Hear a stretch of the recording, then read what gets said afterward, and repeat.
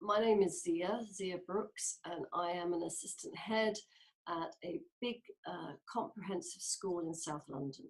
And my main role is safeguarding and pastoral well-being for children.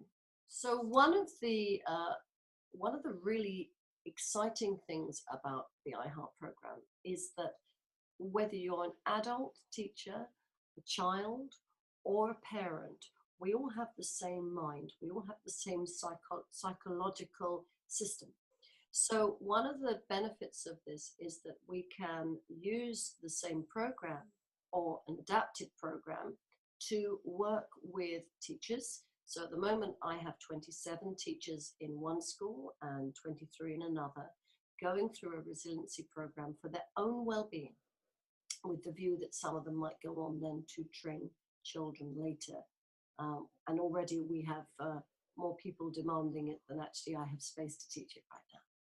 But the other aspect is that you can teach parents.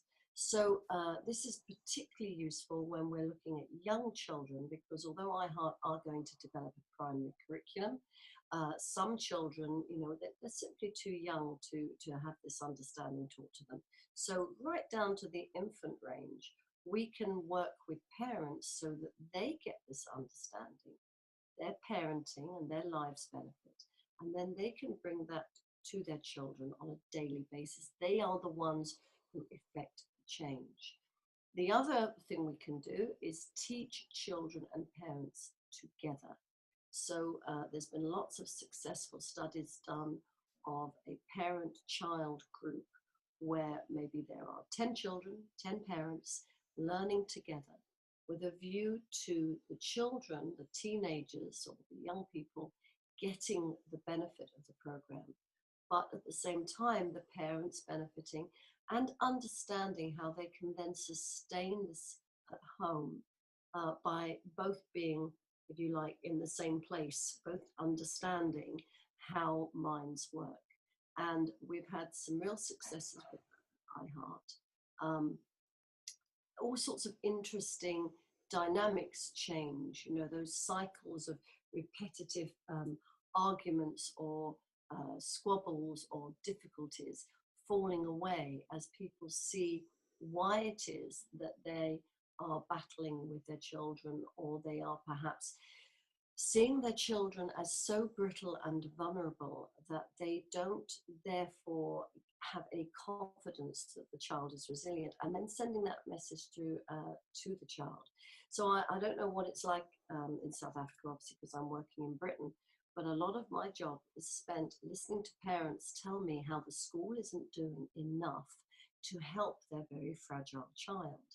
And my experience is that if the parent can understand how our psychology works, they start to see that their children are a lot more resilient than they think they are. And they start to also understand that the school can support them in their resilience rather than trying to keep them safe all the time, to the point that they almost become dysfunctional because they have no confidence to take risks with learning, or to try something new, or to move into a space of exciting new curriculum, new life, new challenges, off to university, all these things which we need to encourage our children to embrace instead of bracing against it happening. So I think for parents to learn it can be very powerful, so that they get to feel supported by the school, but they also grow in this understanding themselves.